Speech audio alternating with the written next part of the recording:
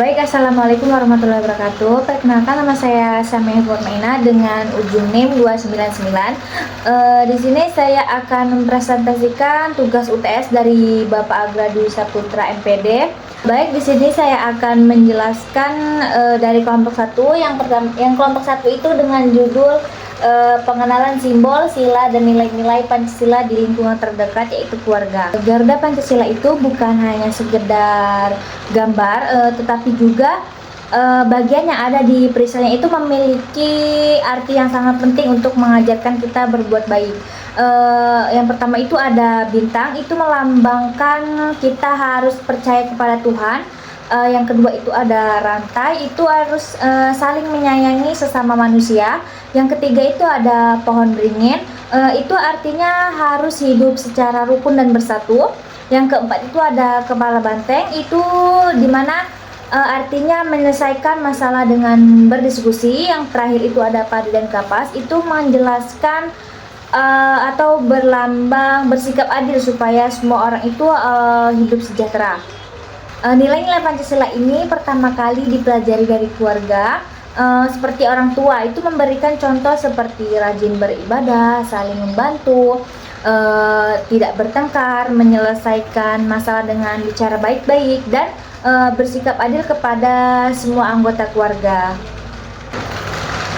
Baik, penjelasan dari kelompok 2 itu dengan judul makna setiap sila dalam kehidupan sehari-hari di keluarga, sekolah, atau masyarakat. Nah, Pancasila juga itu harus diterapkan dalam keluarga, sekolah, ataupun masyarakat.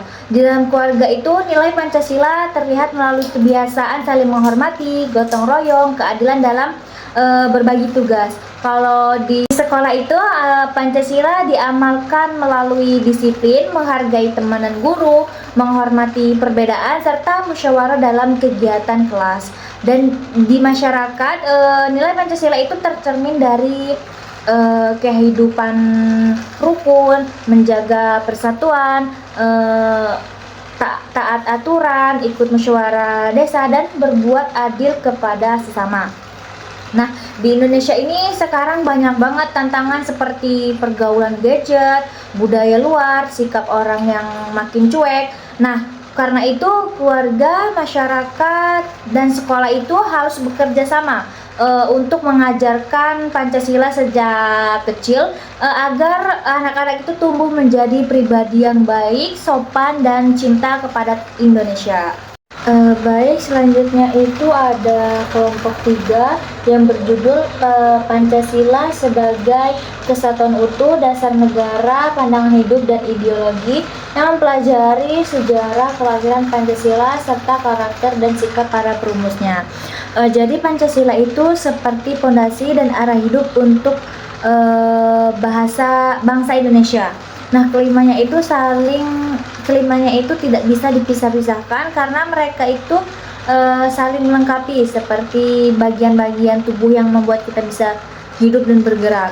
Nah, Pancasila itu menjadi dasar negara, itu merupakan tempat semua aturan dan hukum Indonesia yang Indonesia dibuat. Yang kedua itu ada pandangan hidup, itu merupakan petunjuk bagaimana kita cara bersikap dan cara kita bertingkah laku seseorang.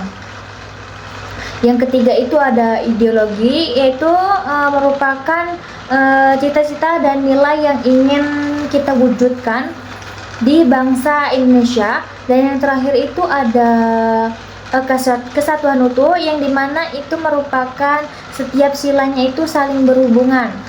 Contoh, sila pertama sebagai landasan moral, dan sila kelima itu sebagai tujuan akhir, yaitu keadilan bagi seluruh rakyat. Pancasila itu tidak muncul begitu saja. Nilai-nilainya itu digali dari budaya bangsa Indonesia dan dirumuskan dalam sidang BPUPKI pada tanggal 20 Mei sampai 1 Juni 1945. Pada tanggal 1 Juni 1945 itu Insinyur Soekarno mengusulkan nama dan isi Pancasila sebagai dasar negara. Setelah melalui banyak sekali diskusi dan musyawarah, Pancasila itu disahkan oleh PPKI pada 18 Agustus 1945. Nah, di sini ada beberapa tokoh perumusnya, yaitu seperti Soekarno, Muhammad Hatta, dan lainnya, yang memiliki sikap-sikap yang hebat seperti bermusyawarah, toleransi, saling menghargai perbedaan, dan selalu memikirkan persatuan bangsa. Nah, karena sikap itulah Pancasila itu bisa lahir dan menjadi dasar negara sampai sekarang. Baik, selanjutnya itu ada penjelasan dari kelompok 4 yang berjudul aturan, hak, dan kewajiban di lingkungan paling dasar, yaitu keluarga. Keluarga itu adalah tempat pertama kali anak belajar aturan, sopan santun, cara berperilaku. Di sini anak itu mempunyai hak dalam keluarga, misalnya itu seperti hak untuk hidup, hak untuk mendapatkan makanan, pakaian, dan tempat tinggal yang layak, hak untuk mendapatkan kasih sayang, dan hak untuk mendapatkan pendidikan.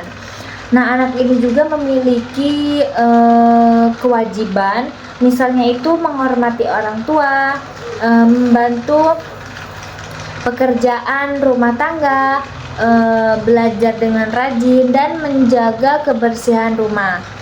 Di sini keluarga itu harus menjalankan hak dan kewajiban agar memiliki keluarga atau suasana rumah yang harmonis, rukun, dan penuh tanggung jawab. Baik, yang selanjutnya itu ada kelompok 5, yaitu yang berjudul aturan, hak, dan kewajiban di sekolah dan lingkungan tempat tinggal. Nah, hak dan kewajiban itu merupakan dua aspek mendasar yang tidak bisa dipisahkan dan harus dijalankan secara seimbang untuk menciptakan kehidupan yang tertib, harmonis, dan adil, baik di lingkungan sekolah maupun di tempat tinggal.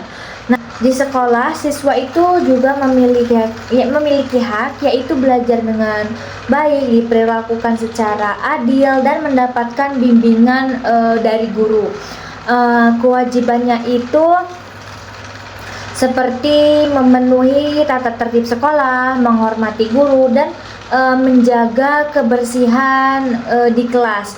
Dan yang terakhir itu bersikap baik pada teman. Jadi anak juga memiliki hak di tempat tinggal, yaitu haknya hidup aman, nyaman, diterima dengan baik oleh tetangga. Nah, kewajibannya itu adalah bersikap sopan, ikut menjaga ketertiban, tidak membuat keributan, dan menjaga kebersihan lingkungan. Nah, jika kalau hak dan kewajiban itu tidak dijalankan dengan seimbang, maka akan muncul pertengkaran, ketidaktertiban, dan konflik. Karena itu semua orang itu perlu dibiasakan untuk disiplin, bertanggung jawab, dan peduli sejak dini. Baik, yang kelompok 6 itu ada konsep norma atau kesepakatan beserta hak kewajiban sebagai warga negara yang mempelajari musyawarah untuk membuat aturan bersama di keluarga dan di sekolah. Norma atau kesepakatan itu merupakan aturan bersama yang dibuat agar kehidupan itu menjadi tertib, aman, damai, dan rukun. Nah, aturan ini tidak muncul begitu saja, tetapi dibuat melalui musyawarah, seperti berdiskusi bersama untuk mendapatkan keputusan yang disetujui semua orang. Musyawarah ini juga harus sesuai dengan sila keempat Pancasila, yaitu kerakyatan yang dipimpin oleh hikmat kebijaksanaan dalam permusyawaratan perwakilan. Contoh musyawarah di keluarga itu seperti diskusi untuk membagi tugas rumah tangga, siapa yang menyapu, siapa yang mencuci piring, siapa yang mengepel, dan lain sebagainya. Yang kedua itu membuat aturan kapan boleh memakai HP atau menonton TV kalau di sekolah itu menentukan aturan piket kebersihan kelas dan musyawarah untuk membuat tata tertib kelas itu atau memilih ketua kelas. Di dalam musyawarah ini semua orang itu mempunyai atau memiliki hak untuk mengemukakan pendapat. Tetapi setelah aturan disepakati, semua orang itu harus mentaati kewajiban atau mentaati aturan tersebut. Nah, inilah bentuk sikap warga negara yang baik dalam demokrasi, yang berani menyampaikan pendapat, tetapi juga bertanggung jawab untuk menjalankan hasil yang sudah disepakati bersama. Baik, yang terakhir itu ada dari kelompok 7, yaitu dengan judul identitas diri sendiri seperti jenis kelamin, hobi, bahasa, dan agama di rumah dan di sekolah. Jadi identitas diri ini merupakan jati diri seseorang yang dibentuk melalui interaksi sosial. Misalnya itu seperti jenis kelamin, hobi, bahasa yang digunakan, dan agama yang dianut. Dalam pembentukan identitas itu dimulai dari rumah.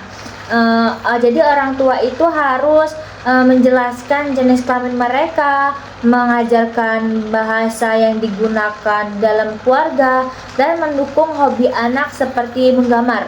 Orang tua itu harus mendukung, jangan mengekang hobi anak tersebut dalam mengembangkan bakat mereka.